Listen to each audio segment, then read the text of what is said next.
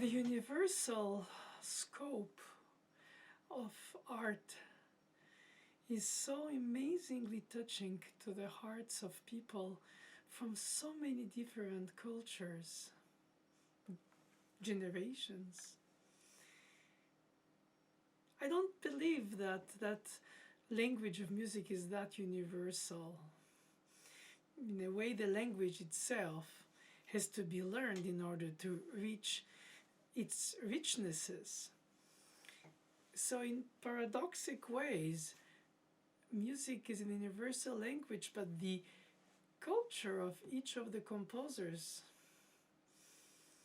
who adopted that universal language expresses themselves, or rather the humanity in themselves, through the very local ways of their understanding of the world, of their time period geographically. And therefore, their thinking, their dreaming, their ambition, their ideals, their ideologies come from their civilization. Of course, one can say that faith is the root and the connection in the sense of religion, which means connecting individuals in a group. But also through that is the language, the words, not the sounds of the music of the language, so poetic by itself for each language, but the way people translate, transmit, transform, project, the ways they understand things that are common to humanity through the prism of their language. Most of the time mother tongue, but sometimes acquired, to the point to which it becomes like another mother tongue, so that it's not just the meanings of the words, it's the innuendos, it's the double entendres, it's the in between the lines guessing of what is hinted sometimes, and most of the time is more than what is displayed about the tragedy of being, the finitude, the generational gap, the anxiety and the excitement, the desire and the distrust, and the hope to merge spiritually, physically, in a reproduction of not only the species but the continuum of that culture. Of course, it's not done in that knowledge or in that motivation per se, but ultimately that is what matters, is that our short lifespan is in fact a chain, part of a long path, which disappears in the forgetfulness of the past, and ahead are the hopes and possibly the fog of the future. So the instant, the present, is so essential. And so they're present in art forms of music, poetry, painting, storytelling, writing, theater, ballet, dance, mime. It's all about our humanity in us through the funnel of the culture, which is expressed in thoughts or in words that are spoken, written, or which live inside us, like real characters of a novel that would be our life, to which we adhere by nationalism or idealism or a certain even desire to become part of something that we didn't choose by essence at birth, but which culturally is injected to us. It becomes our consciousness of our, let's say, culture or tradition, pushed to its extreme, it can make horrible things out of us by conviction or by brainwashing. And on the other side, it can make most wonderful, wholesome, extremely heartwarming humanity translated through the art of this or that temporal artist. And we today can look at it centuries after and get inspired in our temporal moment without to be just a museum mirror of our past or how we would have projected if we were then. And I find that of course, when music is set with lyrics, song, aria, cantata, profane, sacred, or entertaining, it vehicles through some syllables combined into phonemes of sounds that become words, different things that the music that is set on these words suggests. And then we don't have these words, and the music is without words. In other words, not all music are songs. They're pieces, literally, pieces of life through music is a reflection of life. And in part is an escapement, an escapism, in part is a passion that by essence eliminates everything else in order to exist solely by importance. It's a bit like nationalism or patriotism. One is to exclude the others, the other one is to bring to oneself the others. Conviction, war, intelligence, ideology, entertainment. In any case, it provides a link between people who don't speak the same language. And therefore, perhaps the purpose of the music with text is relatively banal. Love, hope, despair, courage, impatience, excitement, or all of the above. Reflection, self-search. And then, if the literature of the time period is connected to mirror humans' weaknesses and strengths, either through caricatures or theater plays, displaying humans' weaknesses where they can identify healthily through a character that in fact mirrors aspects of their humanity, inhumanity, cruelty, tenderness, naivete. And in a way, it's not tell me entertain story, that's Freudian slip for internet, entertain me with a Freudian way of storytelling. But in fact, I know the stories. They're just variations on the same. The motherly love, the betrayal, the trust, the broken trust, the hope, the hopelessness, the drive to search for the heart of things without the usage of things. That is the music expressing the human eternal feelings that are coated in their time zones. Sometimes seem to us dark Middle Ages or Renaissance towards the rebirth, as it is etymologically. Then we go into Age of Enlightenment after the threat through religion used by rulers autocratically to keep power over the others. Perhaps that's one of the other drives of humanity, is power over others.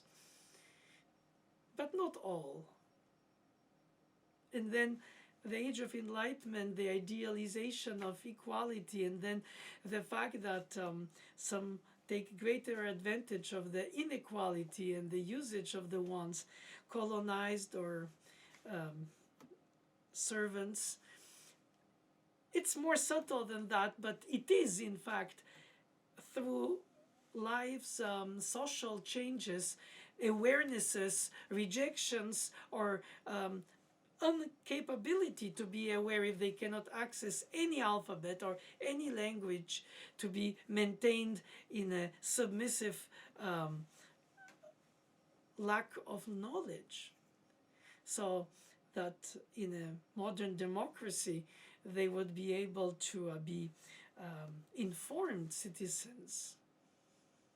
They can still feel or follow their passions, but there has to be some reason organized. If not, it's the jungle of the strongest over the weakest. How much is nature, like Rousseau would say, and how much is our human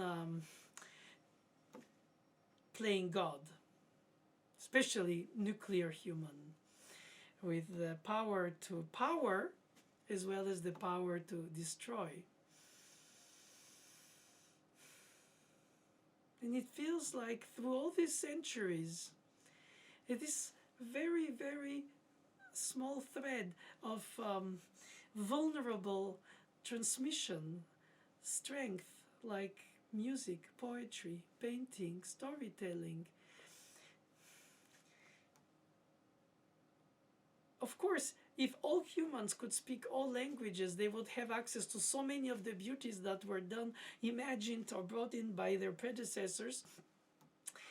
But they do have to limit to their own culture, their own language, and their own pride, without exclusion, but with pride of their own.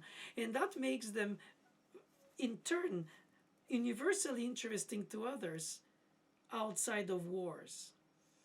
Through fashions, through fashions for clothes, fashions for fragrance, fashions for films, fashions for theater, fashions therefore for music, either in the complex construction of audiovisual entertainment, playful if it's a game, or interactive, or just passive watching the storytelling.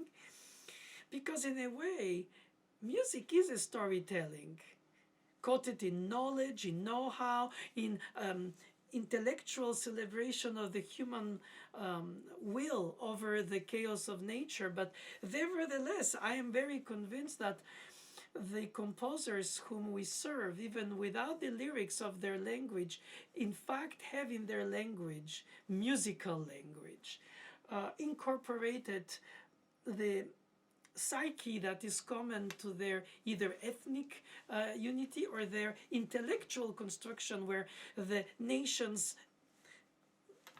common good is the language.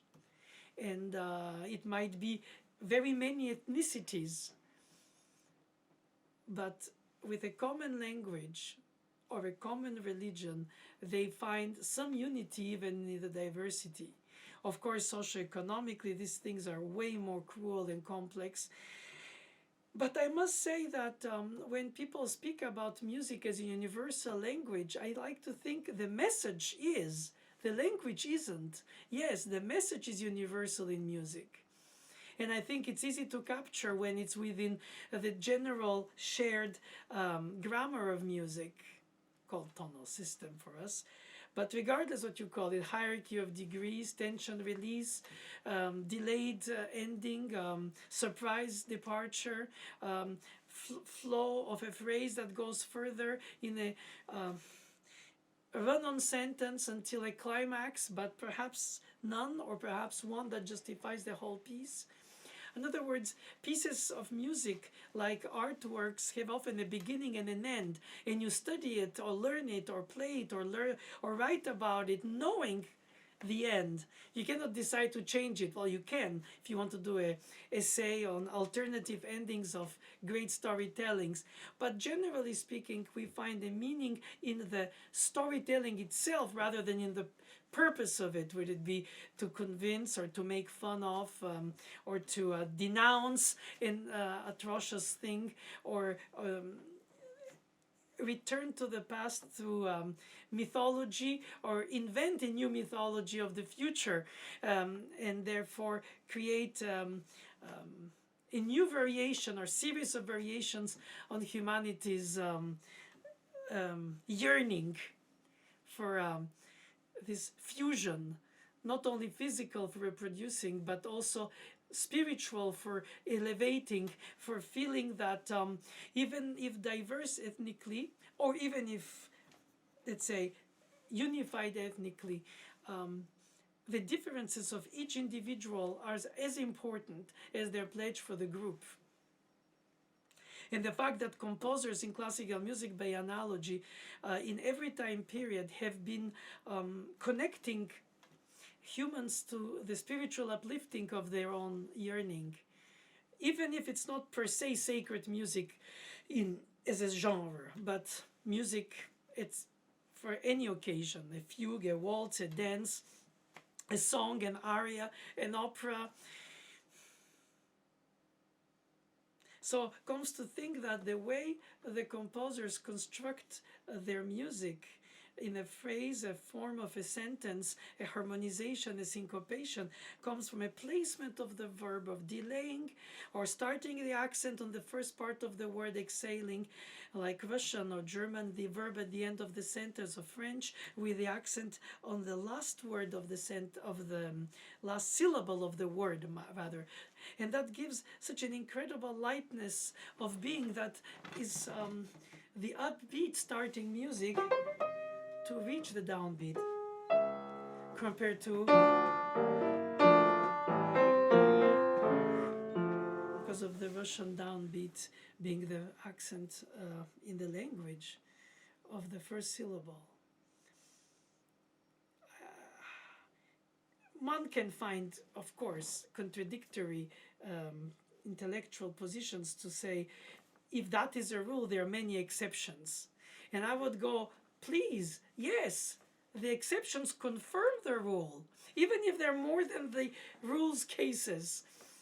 But at least it gives us a universal tolerance towards the initial original identities of the inspiration of pure music written without lyrics text by music like Albanese.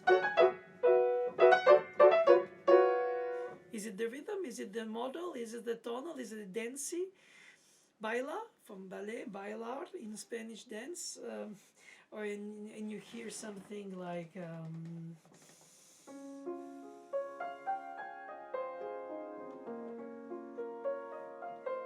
and you think, I've heard that somewhere.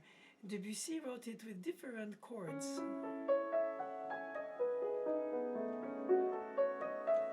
A succession of notes that create by floor arpeggios a chord, and and this chord is also the fruit of an arpeggio by Brahms, whenever the preceding was by Debussy, and this is by Bach. So you could say, of course, any time, any period, they write arpeggios that become a chord regarding of the decay of the instrument, and then it gives a sense of connecting the sounds by holding them if they're harmonious and not if they're dissonant. But when you have a situation where you hear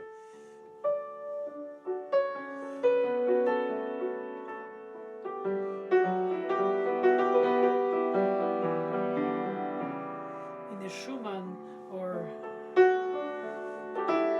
Rachmaninoff,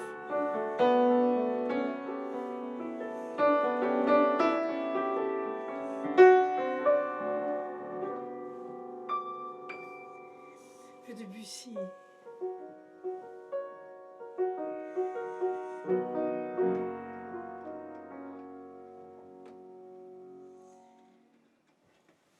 few drops,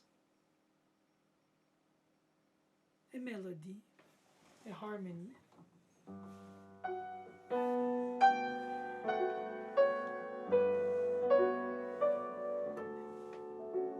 Satie,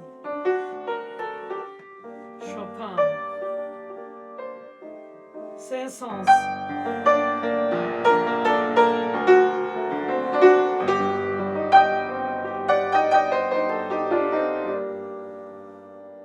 Bach,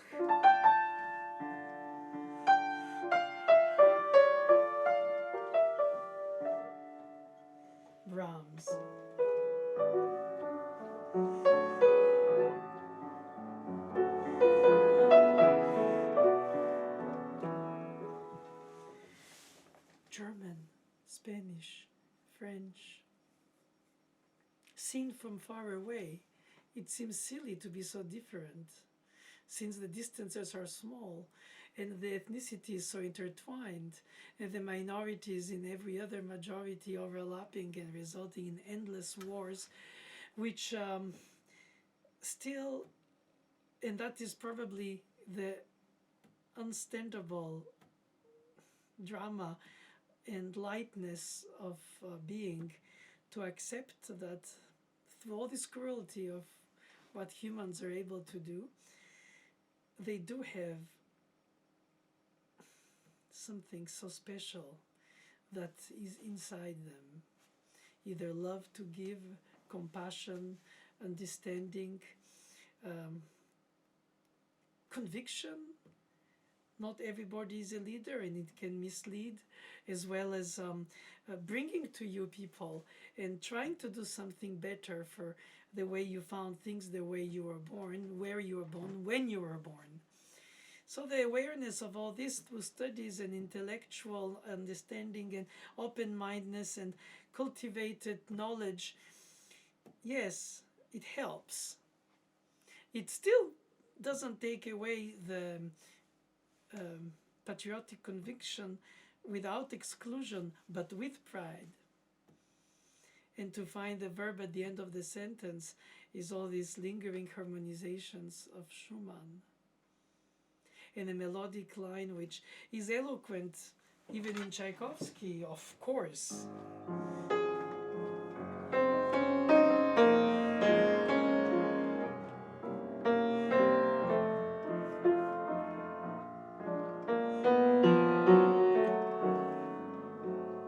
Or in Bach.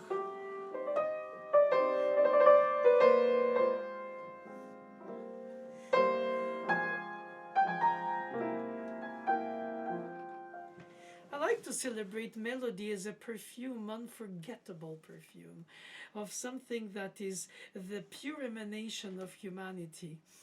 A sense of englobing, hugging, or inspiring, elevating, or enticing, and both in all, or some.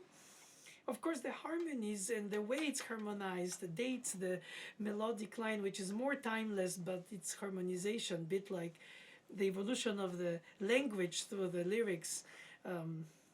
The music is more universal than the lyrics in the evolution of the language versus the evolution of the quoting of the music style, but not the universal tonal systems common language, which translates and transmits such plethora of richness of different cultures, of languages, in musical brightness of the soul. As if to say, I came by on earth to leave this trace of what it meant for me to be on this earth with this culture and this past, and even if it's ideological, be it. But there is something transcending that, like religion, like ideals, and music is the perfect vector for that, combined or by itself, escaping or freeing, and ultimately bringing a sense of poetry in everything, which is really food for the soul.